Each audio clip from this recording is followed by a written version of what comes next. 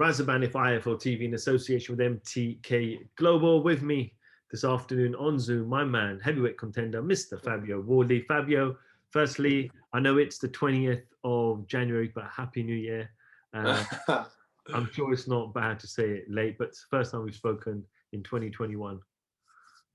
Better late than never, mate. Better late than never. But yeah, Happy New Year to you. Happy New Year. It's good. How's things been for you? All right? Everything's well. Everything hit with a bit of COVID around Christmas time, so it took me about 2 to 3 weeks to recover, but I'm fit and ready now. So we spoke a number of times last year.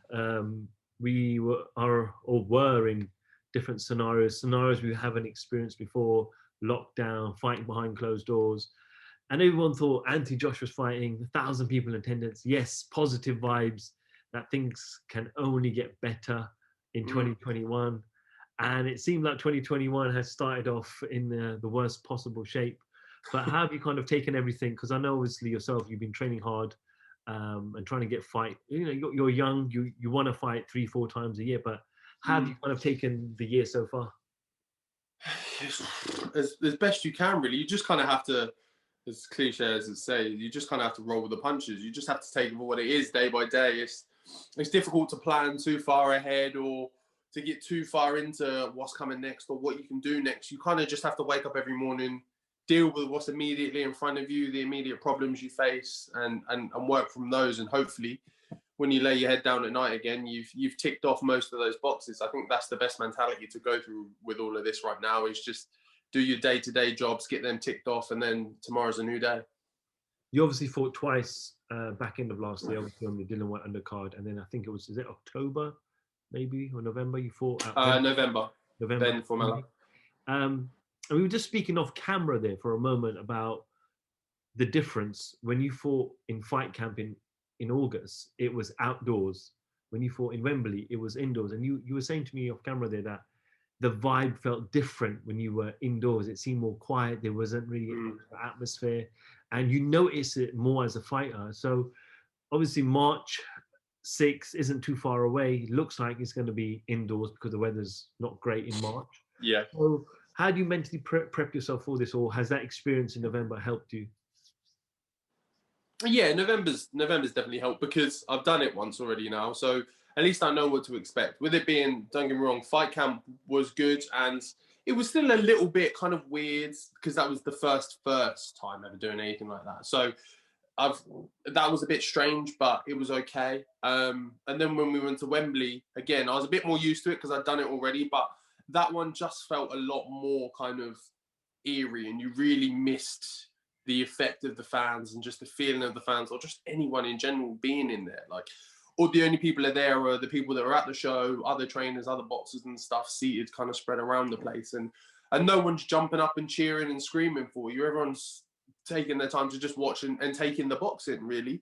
So it does really take away from how much that really affects the moment. Like Matchroom and stuff have done great jobs of doing their best to replace the atmosphere in whatever way they can, but I think the fans and themselves and that kind of them special bond that fighters and things have with them is just irreplaceable. Eddie has always said that if you're going to fight during this pandemic where finances are limited, you need to be in proper fights, proper 50-50 fights.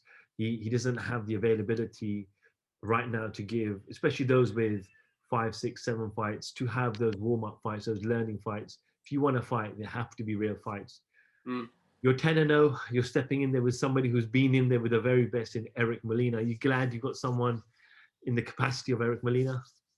Yeah, over the moon. I'm buzzing for it. I'm buzzing. Like, those are the type of fights I want. Even before all of this, even before the pandemic, and with Eddie saying what he was saying, I'm managed by Dill. Like, there's no way he's gonna even let me bother with someone I'm just going to knock over in a round or two that's going to be easy for me to get for. Even before all of this, he literally will straight up not let, if I give him a name, not that I ever have, but if I gave him a name that was like weak or that was of no real benefit to me, he'd just straight up say, no, I'm not doing it. Like, well, that's not gonna benefit you. So I'm more than happy to go through the fire and prove my worth. And I'm buzzing for Molina because it's a real test, a real genuine test. And I'm looking forward to on the night being able to prove that I can mix it with those kind of levels. We've seen Eric in the UK, where he fought Anthony Joshua a couple of years ago. He's fought Deontay Wilder, Dominic Brazil, Hergovic. Yes, he lost majority of those fights, but he's been in there. He's a veteran. He's very experienced. He knows how to move around the ring. So, is this only going to make you a better fighter, fighting the likes of Eric Molina? Yeah, of course. There's no real downside to this. Like, don't get me wrong. Eric's not in the prime of his career. He's not at his peak. He's lost a few fights, but he's only ever lost to elite level opponents, then top guys. He's never lost to a lower level guy, someone like me, someone who's up and coming or anything like that. He's never lost to anyone like that. So I'm here to prove a point, and that's what I plan to do. And I'm looking forward to that challenge. I really am. I'm buzzing to get some more time in the ring, to go a few rounds, to get in there with someone who's been there, seen and done it all. So that when the lights shine on their face and the cameras go, he's not going to shy away at all. He's comfortable in that situation. I saw a post on Eric Molina's Instagram account. I think it was between yourselves where you've had some conversations, and he basically wished you best of luck. I've met him a few times, a very nice guy, but he said, "Listen, I'm going to be on my A game for this fight." Yeah, he tagged me in something or other, and I just replied to the tag saying, "Look, have a good camp, stay blessed, stay healthy, and see you in March in all respect." And he replied saying, "Thank you, like you too, stay well, stay healthy. We'll see you in March." He said, "Look, this is do or die for me. I'm training, I'm bringing everything, and you're going to get the best of me in March." So, and I said, "Look, I'm loving that. I look forward to it, and see you then." So there's no animosity. It's cool. It's just pure respect, and that's how I feel. Without it, if it needs to be there, it doesn't. But in real boxing, I think that's how it should be. We should honor the sport of boxing and respect your opponent. Where does the victory take you?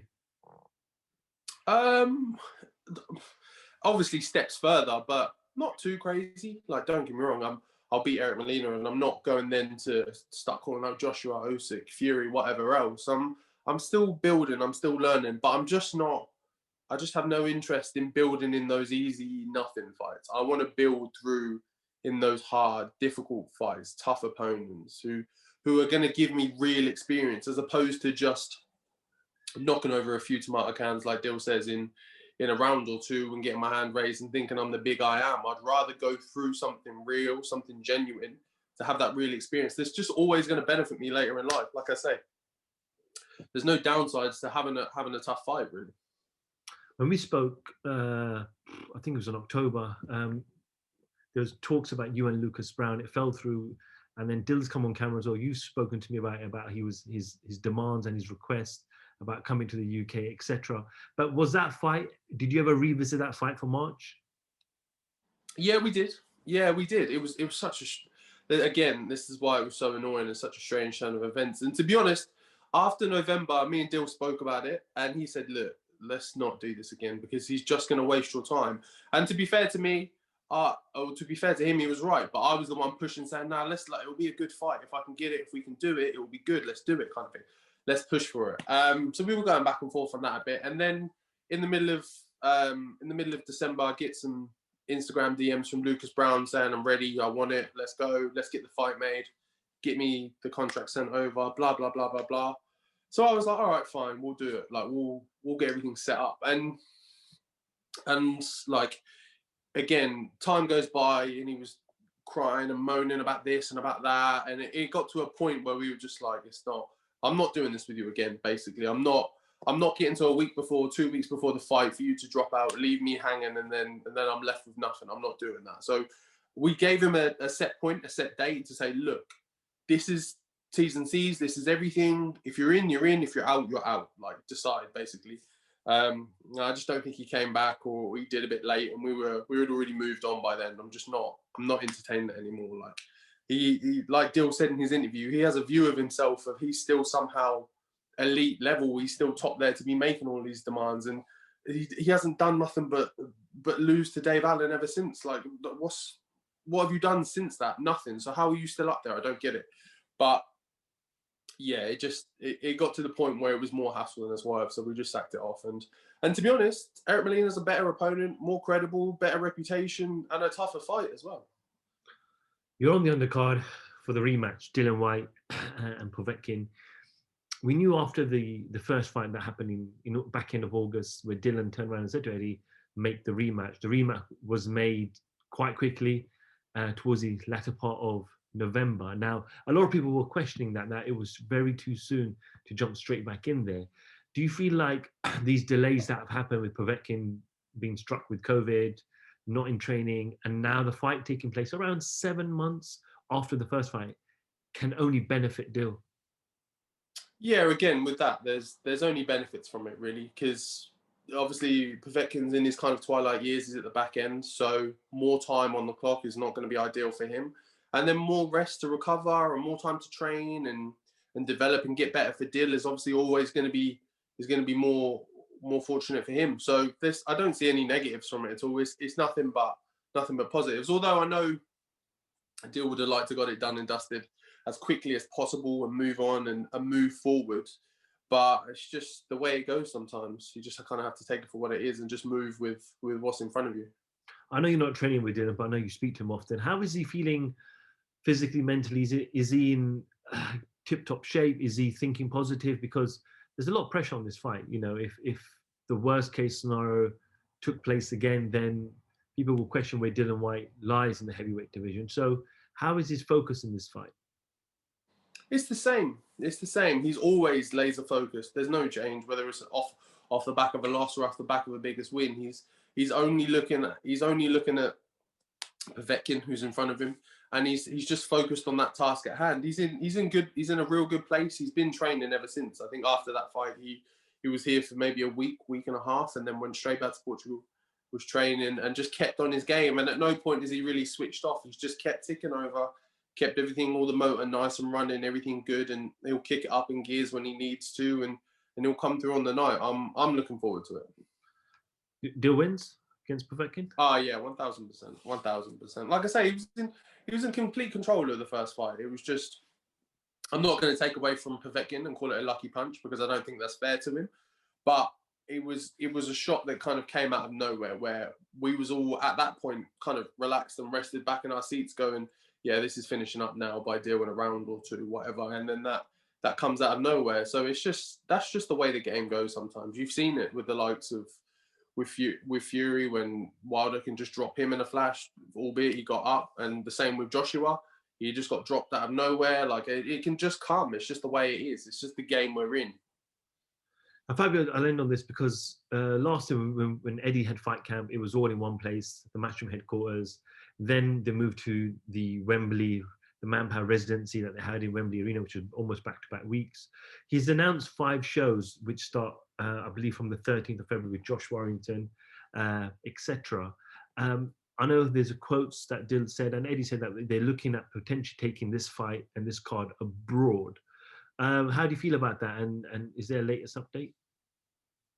Yeah, I know it's something he's spoken about. They're just looking at options for it, really. I think they're just kind of just seeing of everything available, because obviously with the stuff that's been going on with like the boxing ban, whatever you want to call it, for January and things like that. I think they're just making sure all doors are open and all possibilities are still available. And like me, Dill is missing the fans. Everyone is. We're all boxers are missing just having some atmosphere there. The only one that's been recent and we've been fortunate to see was obviously Joshua.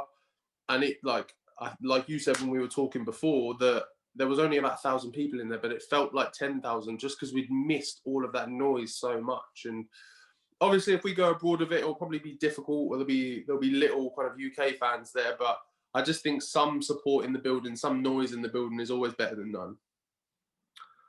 All right, Fabio, wish you continued success, obviously, in your training camp. Keep working hard. I know you do. I see it on your post.